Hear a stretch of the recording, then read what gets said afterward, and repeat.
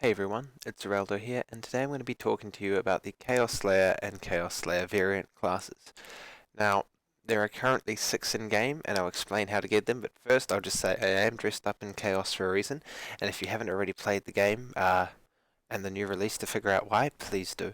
Now, as I said, there are 6 variants of Chaos Slayer, but they all have the exact same moves. The only difference is the visual appearance.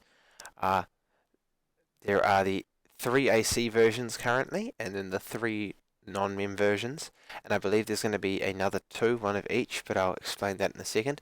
Basically, it's just different art. So you've got a Berserker, which is sort of warrior, a Thief, which is rogue, a Mystic, which is mage, and then there's going to be a healer type later on. Now, you can buy them from the featured release, the Chaos Slayer class, as well as a whole bunch of accessories like helms and capes, and so they cost 2,000 ACs or 100,000 gold if you've got rank 10 chaos. So there's the AC shortcut if you want, and if you don't, then there is the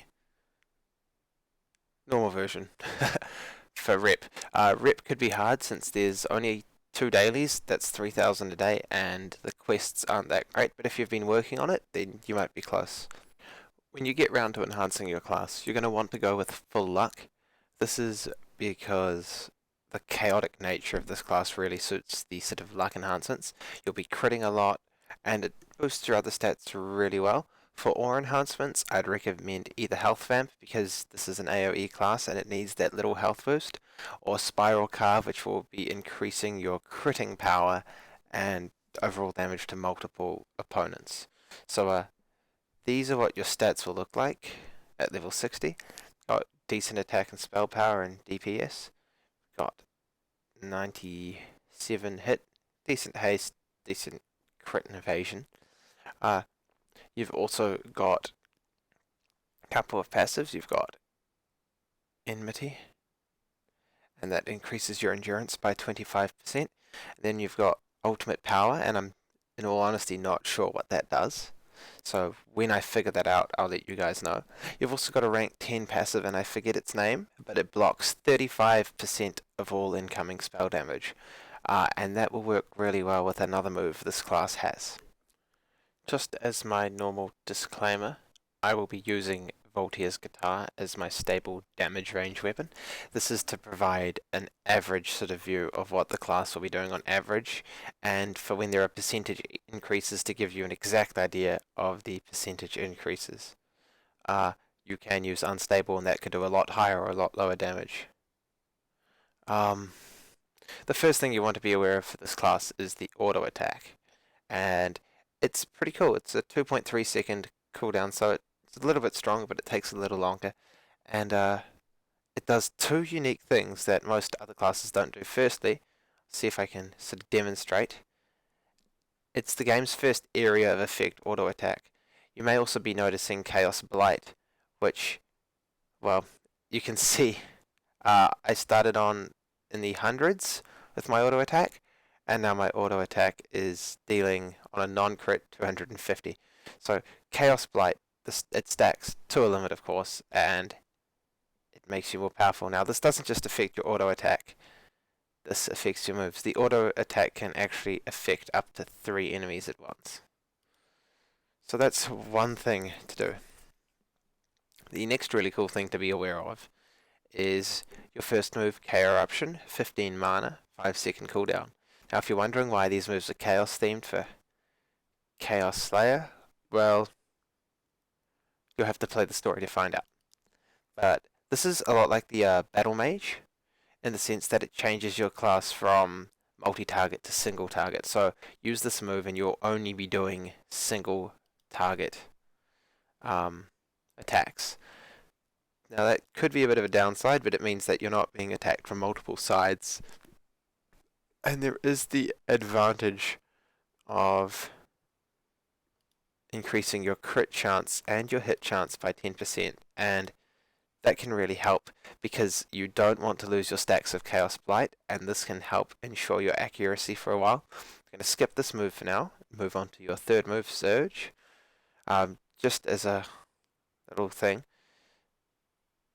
The only moves that really matter are physical and magical. This is the only purely magical move, and it actually does no damage, so you don't have to worry.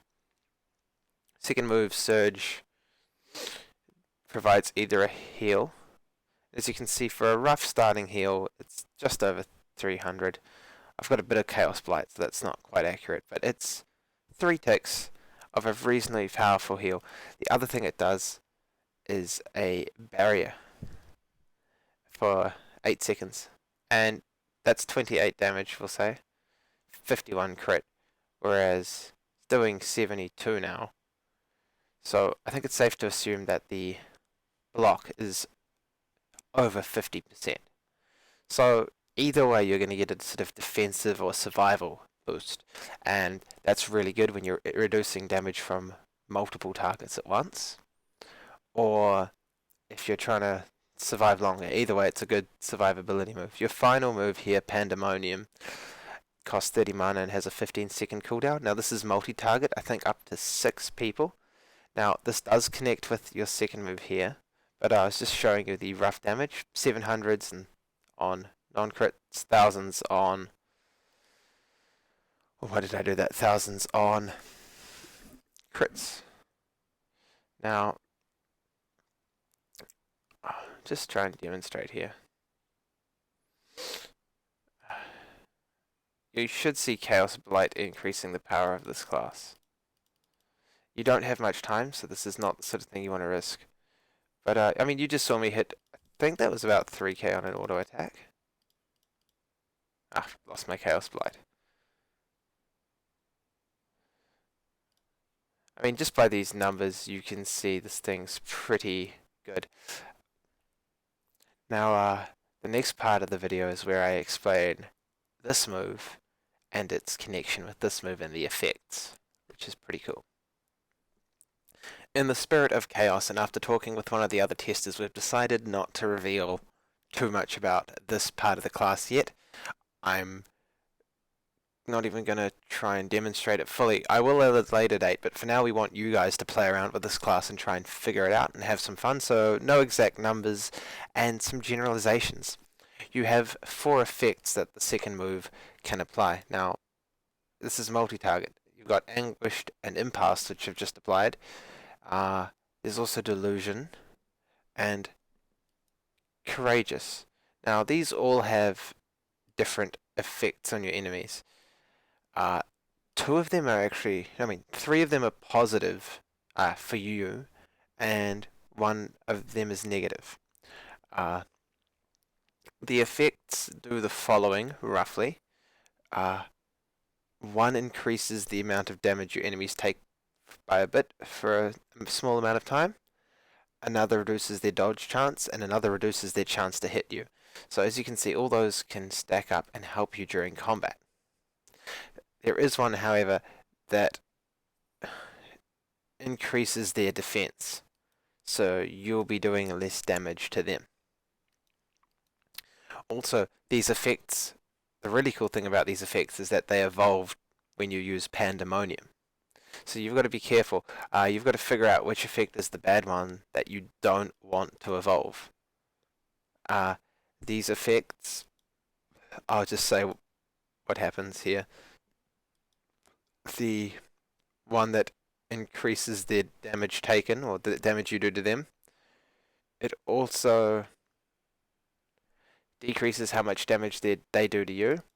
The one that reduces their dodge chance also reduces their haste once evolved. The one that reduces their hit chance also reduces their critical chance. And then the one that makes you do less damage to them makes them do more damage to you. Now you can see there's a lot of potential for a lot of fun with this class, but it is dangerous, especially if the negative effects happen. So this is chaos, and I'm not talking about the specific rates of each, but you'll have to see.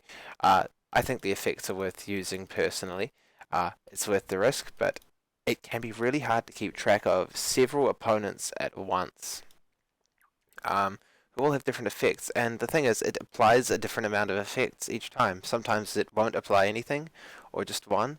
Other times it will apply multiple effects to several monsters. See, it just applied Anguish and Delusion, whereas it didn't really apply much at all that time. And you've got to remember that your Chaos Blight's still going on, so you're getting quite powerful at this point. In some ways it does feel like button mashing is a viable strategy, and if you don't want to get too many on, you just change to single target and then only the one will be affected. So that's my vague little bit on the moves. Once more details are posted publicly, I'll redo this and give you some more details. But enjoy messing around with the class, and this is the part of the video I'd really like you guys to comment your thoughts on the class about, because we are really interested in what you think, so please do that. Now for the final part, I'm just going to demonstrate what stacking Chaos Blight to full can do for your class. So this is roughly the point where Chaos Blight maxes out. As you can see, the heal's pretty nice. I